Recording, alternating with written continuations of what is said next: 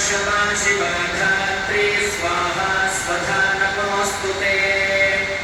जयत्तं देवी च यशो देहि द्विषो जगी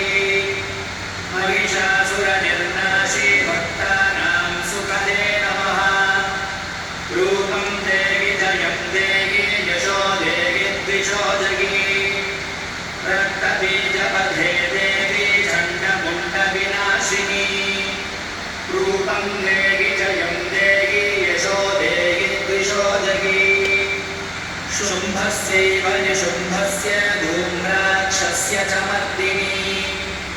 रूपं देहि जयं देहि यशो देहि द्विषो जगी वन्दिताङ्घ्रियुगे देवी सन्देहि यशो देहि द्विषो जगी अचिन्त्यरूपचरिते सर्वशत्रुविनाशिनी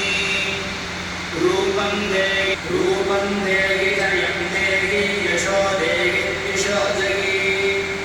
सुमभ्यों देहि जयं देहि यशो देहि द्विषो जगी चण्डिके सततं देहि सौभाग्यमारोग्यं देहि मे परमं सुखम् रूपं देहि जयं देहि यशो देहि द्विषो जगी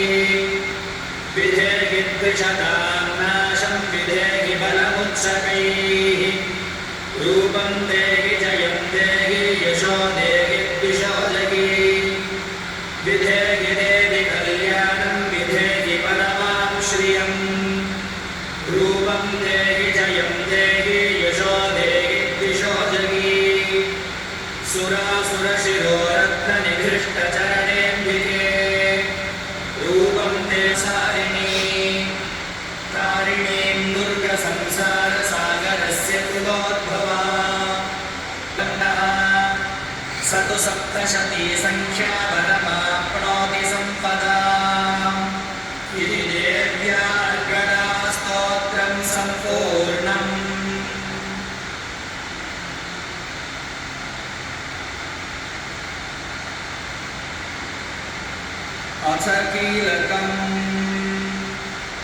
अथ कीलकस्तोत्रम्